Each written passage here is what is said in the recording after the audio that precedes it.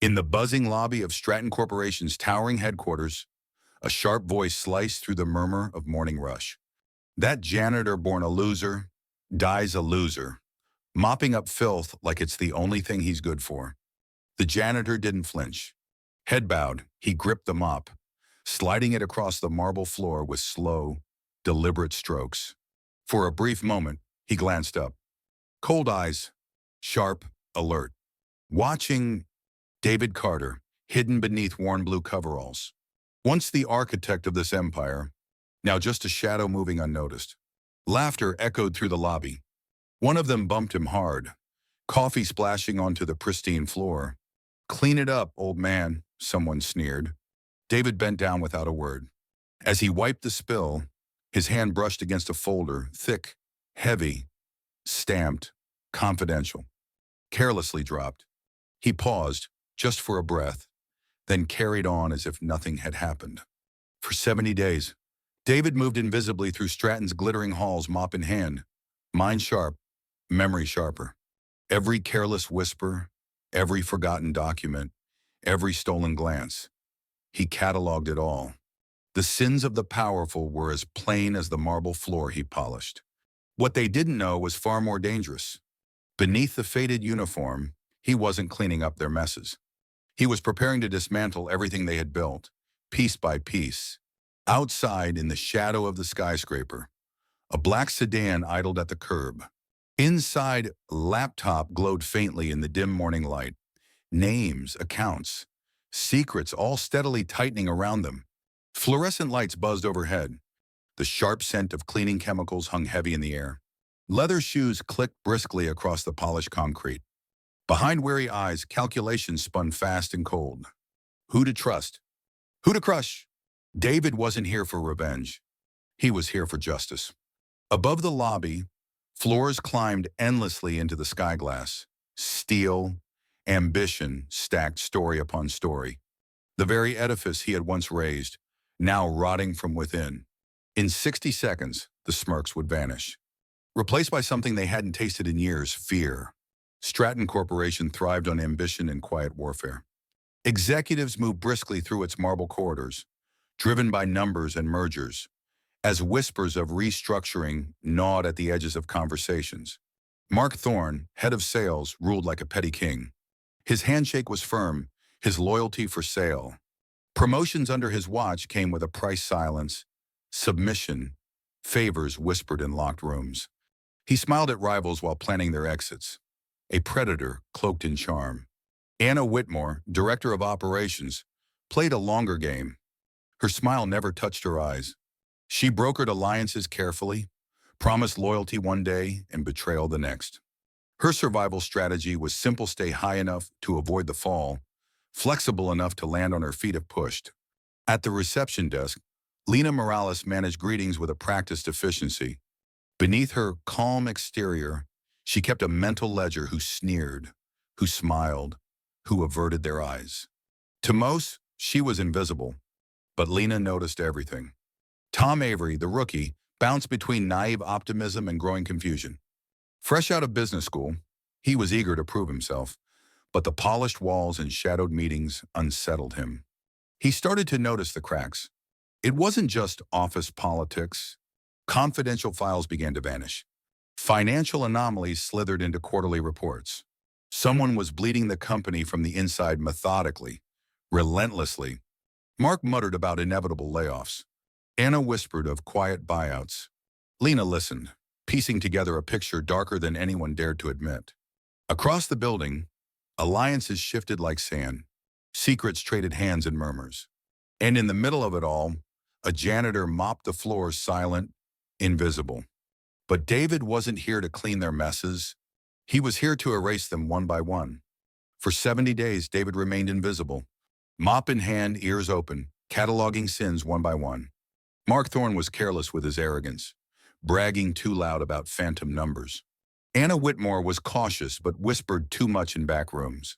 Tom Avery stumbled between meetings, spotting inconsistencies he couldn't yet explain. And Lena Morales, sharp-eyed, silent, caught every detail others missed. David didn't just clean. He watched, listened, remembered. One evening in the break room, he found a spreadsheet tucked under a magazine unauthorized expenses, small but persistent. Another night, a glow under Mark's office door drew him in a laptop left open, offshore accounts blinking in the dim light. He smiled, just a little, but he wasn't the only one noticing the cracks. Tom grew restless. One evening, near the freight elevator, Tom lingered too long. "You've been here a while," Tom said, voice low. David kept mopping. "Long enough. Ever see things? Awful." David shrugged. "Depends who's asking."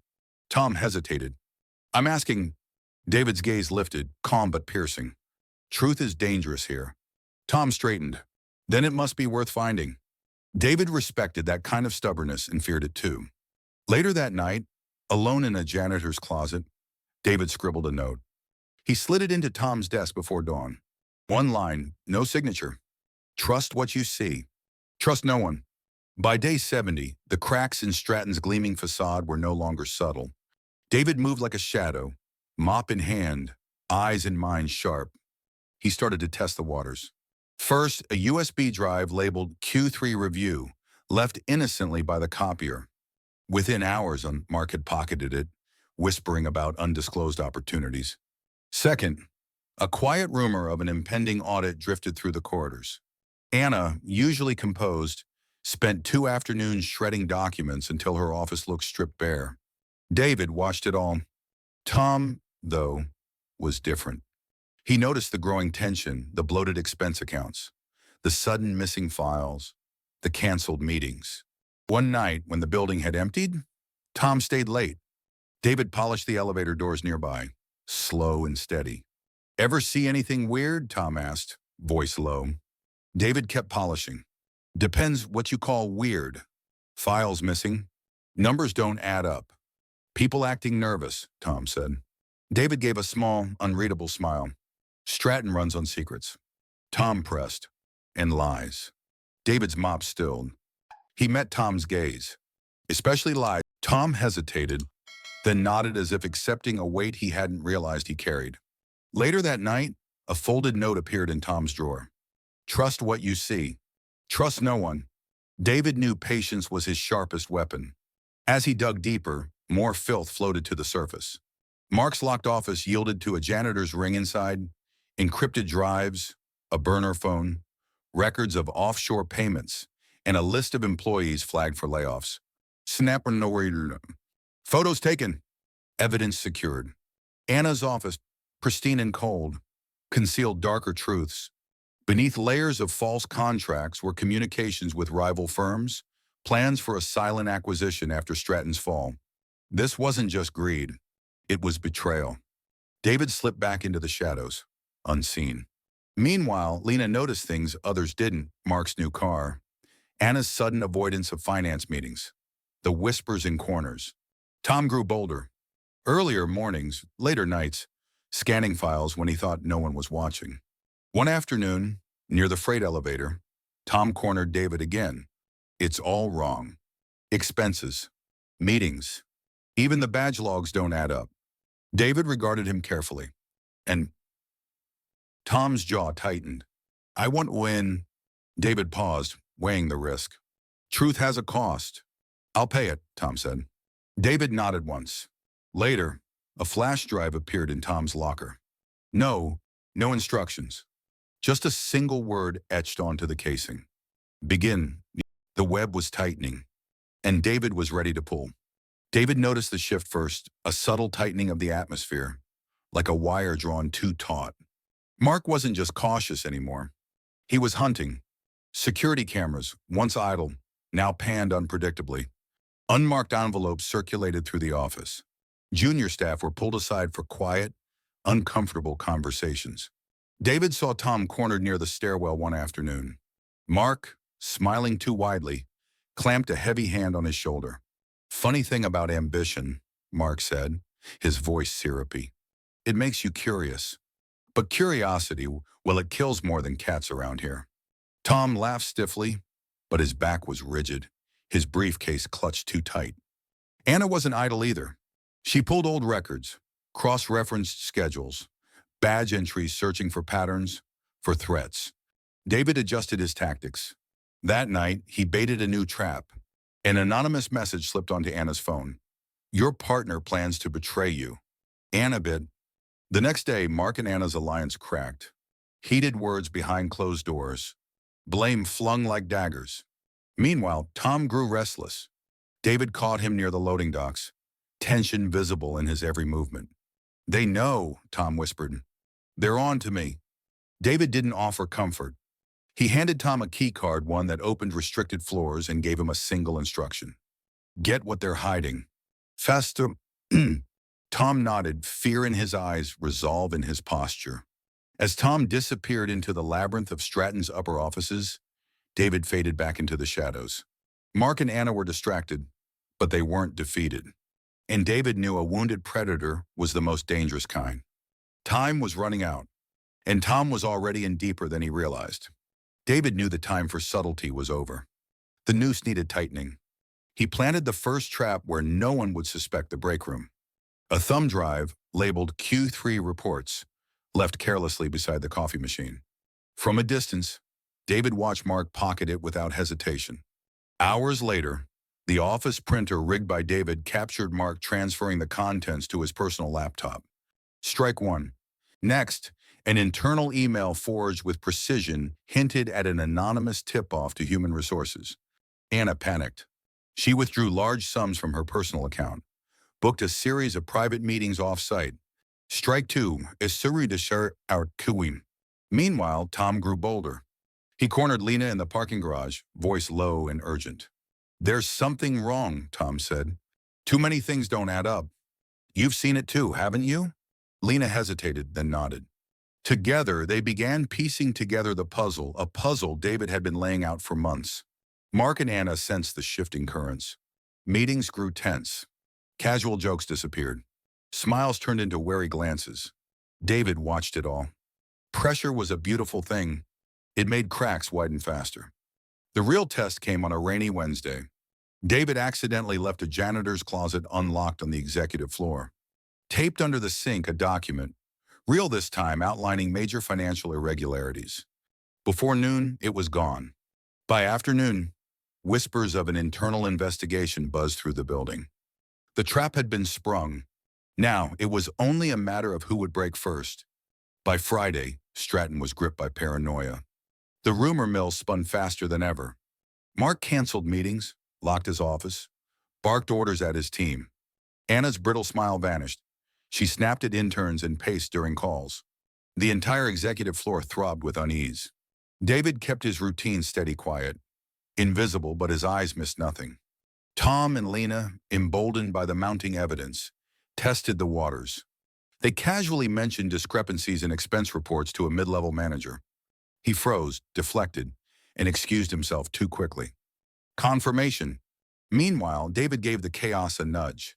Another forged memo circulated hinting an audit was imminent. Panic tightened its grip. Mark lashed out, demanding loyalty oaths. Anna ordered files shredded at an alarming rate. HR's inbox flooded with anonymous complaints. Tom started noticing David more often, how he always seemed to linger where tension spiked, how he moved just as the right conversations began. One night, Tom decided to follow. He trailed David through the underground garage, careful to stay hidden. But David knew. At a blind spot between security cameras, David turned sharply and said, "You're not very good at being invisible." Tom stepped out of the shadows. "Who are you?" he asked. David studied him for a long moment. "Someone cleaning up a bigger mess than you can imagine." Tom didn't back away. "I want in." David shook his head. "Wanting in is how people get hurt." Tom stood his ground. David weighed the risk, then tossed a flash drive at Tom. "Start here." Tom caught it, eyes wide. "And Tom," David added, his voice low, "trust no one. Not even me." Tom nodded, swallowing hard. The walls of Stratton were closing in. And now David wasn't alone. The tension inside Stratton snapped like a taut wire. Mark doubled security and ordered badge audits. Anna locked herself in her office, demanding IT sweep for spyware. The executive floor turned into a silent battlefield. David, calm and methodical, kept to his routine, invisible. Tom, armed with his new clearance, moved carefully. Hidden behind glass partitions and dark conference rooms, he unearthed secrets, blacklisted vendors, illicit payments, falsified shareholder reports. Each discovery wound the noose tighter, but danger was never far. One evening, as Tom was transferring files onto a secure drive, he heard a creak behind him. He froze. Mark stood at the doorway, arms crossed, smile razor thin. "Working late?" Mark asked, voice too casual. Tom bluffed, murmuring something about month-end reports, but Mark stepped closer, his eyes sharp and probing. Before Mark could press further, a crash rang out near the server room. Mark's head snapped toward the noise. "What the hell?" he muttered, marching off. Tom didn't wait. He snatched the drive, killed the lights, and slipped into the service corridor. Meanwhile, Anna faced her own troubles. A forged memo, carefully crafted by David, landed in her inbox, suggesting Mark was ready to throw her under the bus. Paranoia bloomed. Anna made a call to an outside contact insurance if the ship sank. David recorded every word. The pieces were almost in place. Tom delivered the flash drive to David under the cover of night. Breathless and shaken, he handed it over. "It's all here," Tom whispered. David nodded. "Then it's time. One last move. One final sweep to bring it all crashing down." Monday arrived like a storm. The flash drive Tom handed over wasn't ordinary. It held bank statements, offshore transfers, confidential contracts, evidence sharp enough to cut down giants. Tom, after a sleepless night, slipped a copy to Lena. Together, they backed it up in hidden cloud accounts under false names. By noon, an anonymous email blast hit Stratton's upper management executive assistants, legal teams, even the board. Chaos erupted. Mark stormed through the halls, phone glued to his ear, barking denials. Anna vanished, her office empty, her car gone. David watched it unfold, mop in hand. Security teams locked down the building. HR scrambled to assemble emergency meetings. The corridors buzzed with fear and uncertainty. But the real storm came later. At 4 p.m., an unmarked sedan pulled into the underground garage. Two men in suits stepped out. Badges flashed, SEC investigators. David saw Mark pale. The bravado drained from his face like color from a canvas. Anna's absence didn't go unnoticed. Alarms quietly triggered. David's phone buzzed. One message ready. He typed back, "Now." Moments later, another email blast, this time to the media. Financial crimes, insider trading, corporate espionage. Stratton's dirty laundry spilled into the public eye. The board acted swiftly. Mark was escorted out. Anna was declared a fugitive. Trading on Stratton stock halted. Inside the building, a heavy silence fell. David leaned his mop against the wall, stripped off his gloves, and walked toward the elevators. As the doors slid shut, he caught sight of Tom and Lena watching wide-eyed, realization dawning. David offered them a nod, a silent thanks, a warning, a goodbye. Stratton had been gutted, exactly as planned. The media frenzy was only the beginning. As Stratton's name trended for all the wrong reasons, a deeper storm brewed. David had learned long ago, where there's one rot, there's more. Files surfaced from deeper vaults, documents he hadn't leaked. Papers linking board members to offshore dealings, bribes, and insider trading networks sprawling across industries. The betrayal went far beyond Mark and Anna. David traced the source IP traces, secure proxies, until he found it. Lena, the quiet receptionist with sharp eyes, hadn't just noticed the cracks. She had exploited them. For months, Lena had been gathering her own evidence, playing a longer, more dangerous game. Tom never suspected. David almost missed it. Almost ordinary serenity. David found her in the parking garage that night, bag packed, car idling. "You're not just going home," David said, voice low. Lena smiled, unsurprised. "You're good, but you're not the only one who can clean up a mess." "This isn't cleaning," David said. "It's demolition." "Exactly," Lena replied. David weighed his options. She wasn't just walking away, she was walking away richer, with chunks of Stratton's empire tucked neatly in her pocket. He could stop her. But he didn't. "Don't come back," David said. Lena's smile widened. Wouldn't dream of it. She slid into her car. The taillights glowed red as she disappeared into the night. David stood alone under the dim lights, a faint smile tugging at his mouth. Even the best plans had their surprises. Stratton was dead, but the game never ended. The trap was ready. David just needed to pull the final string. Early Wednesday, a courier arrived at Stratton's front desk, a thick envelope marked urgent. Lena intercepted it and slid it straight into Tom's hands.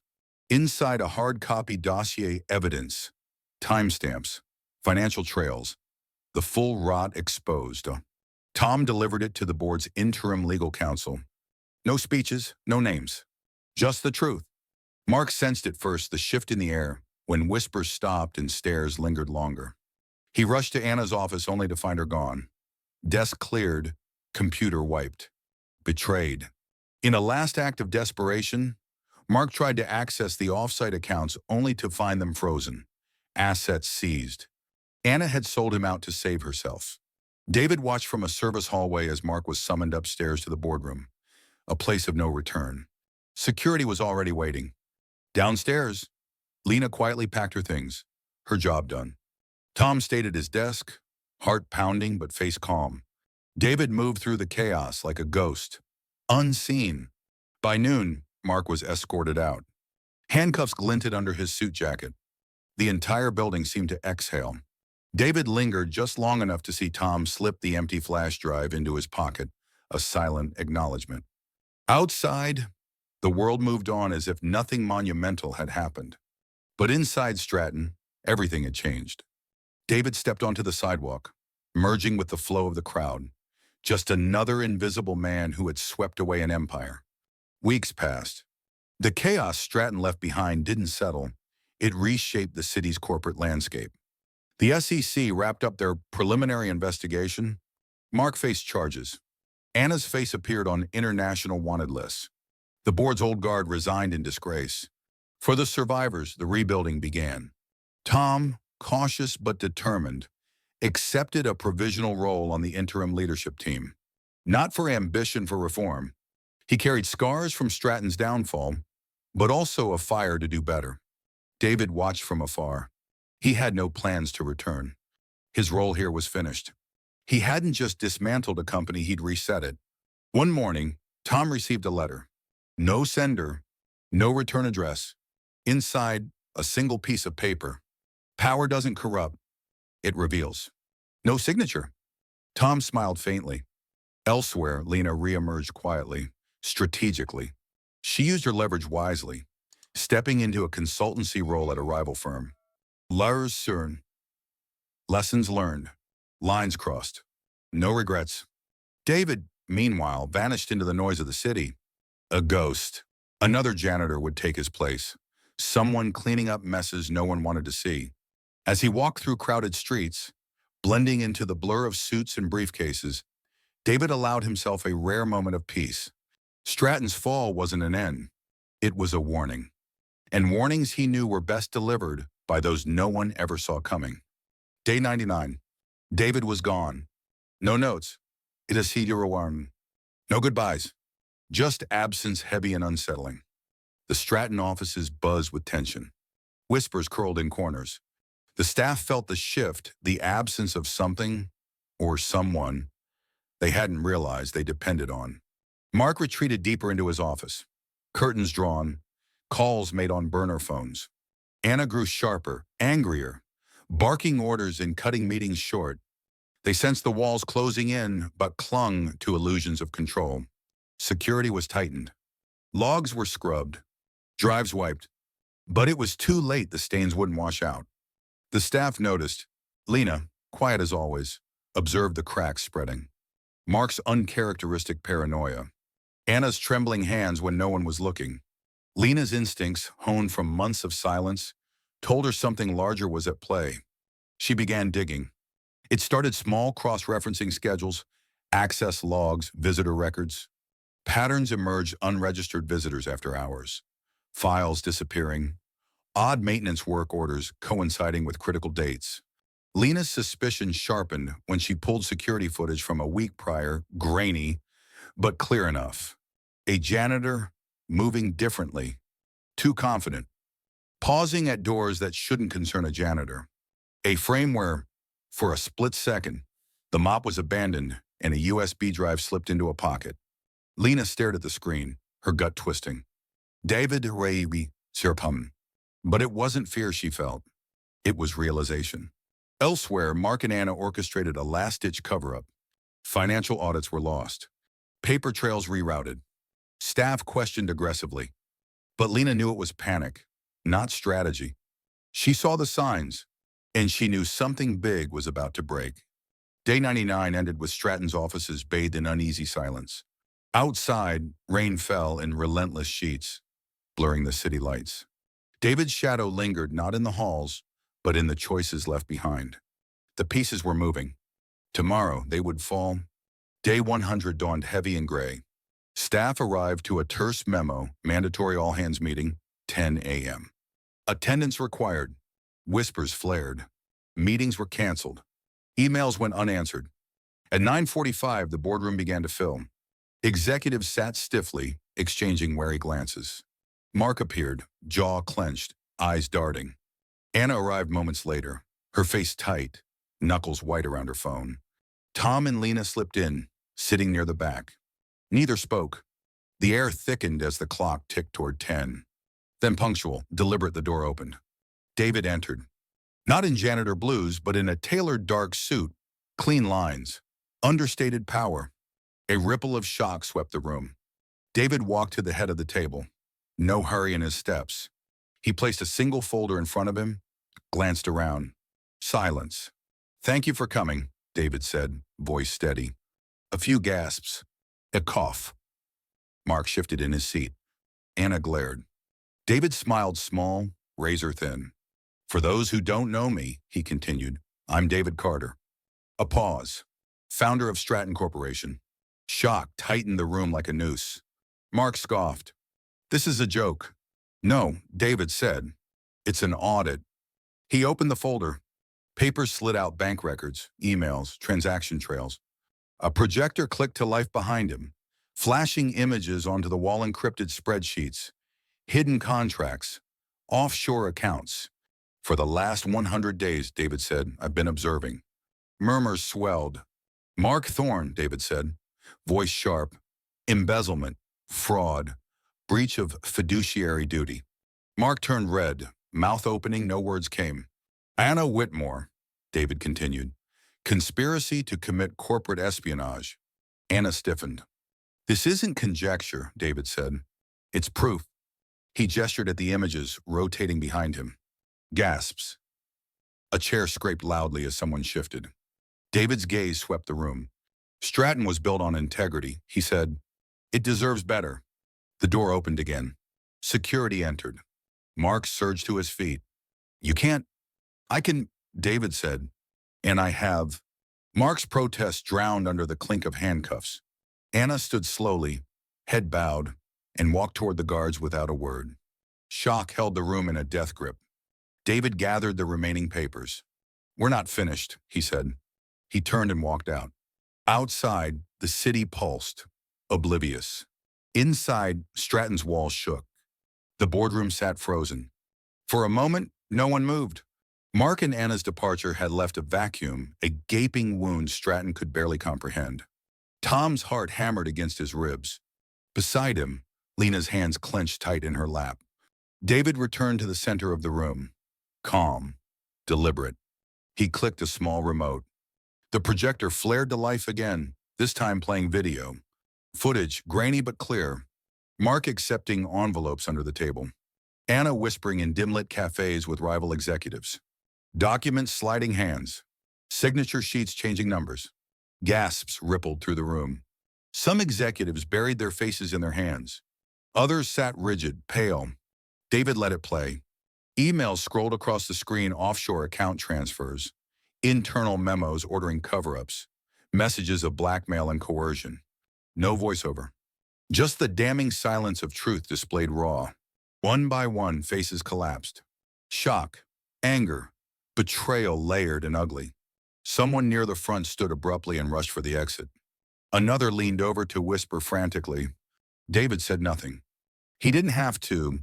The evidence spoke louder than outrage. Lena leaned close to Tom. "They're finished," she whispered. Tom nodded.